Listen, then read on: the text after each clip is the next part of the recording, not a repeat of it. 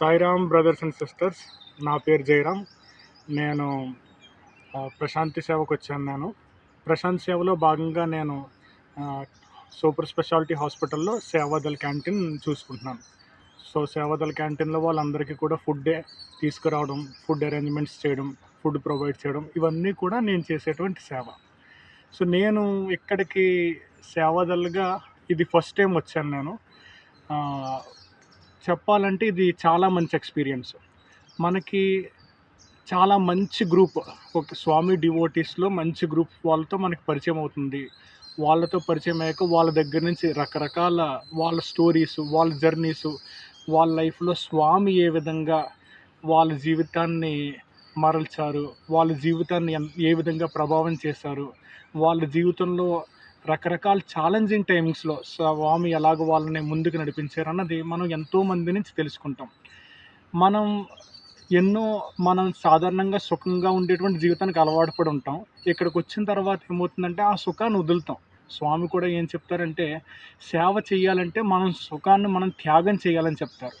So ఆయన ఏమంటారంటే, త్యాగే Nike అమృతత్వ మనసు అని చెప్పేసి ఒక స్టేట్మెంట్ ఉంటుంది. సో త్యాగం చేయాలి. మనం మన సుఖాన్ని వదిలి మన కోసం, మన వాళ్ళ కోసం, మన ప్రజల కోసం మంచి చేస్తున్నప్పుడు ఖచ్చితంగా మనకు మంచి జరుగుతుంది. నేను ఈ సేవకు రావడంలో నా పర్సనల్గా ఏం జరిగిందన్నది నేను చెప్తాను మీకు.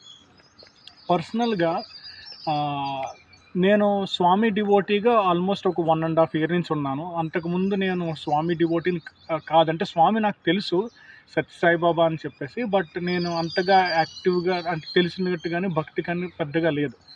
అయితే సంవత్సరంన్నర నుంచి స్వామి యొక్క అనుగ్రహంతో స్వామి డివోటీగా నేను ఉంటున్నాను. స్వామి డివోటీగా ఉన్న తర్వాత ఎంతోమంది యొక్క భక్తుల అనుభవాలను నేను చూశాను. ఎంతోమంది యొక్క భక్తుల యొక్క జీవితంలో వచ్చినటువంటి కష్టాలని స్వామి ఏ విధంగా వాళ్ళ ఆ కష్టాల నుంచి బయటికి తీసుకొచ్చారు, ఎలా తోడుగా నిలబడ్డారన్నది చాలా విషయాల్లో నేను గమనించాను. ఇది గమనించడమే కాకుండా నేను నా సొంతంగా కూడా కొన్ని పర్సనల్ ప్రాబ్లమ్స్ నాకు జరిగినాయి ఒక లాస్ట్ 2 yearsలో.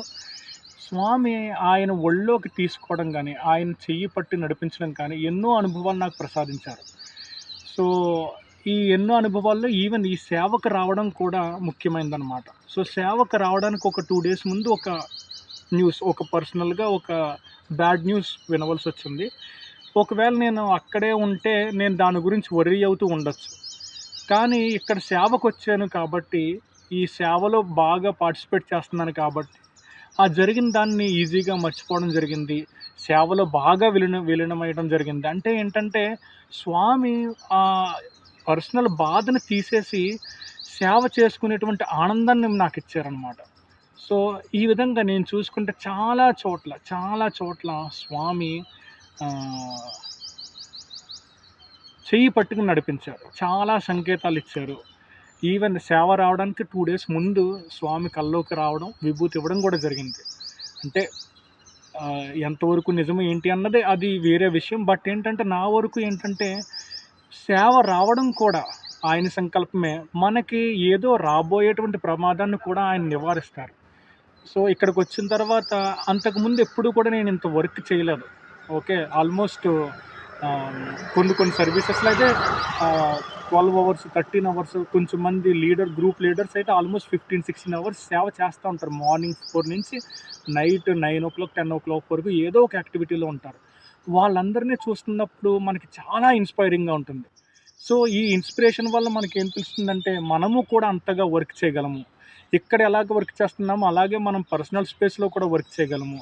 మనం ఎంతో విజయాన్ని సాధించగలం అనేటువంటి ఒక రకమైనటువంటి దృఢమైన నమ్మకం, దృఢమైనటువంటి విశ్వాసం కూడా మనకి లభిస్తుంది.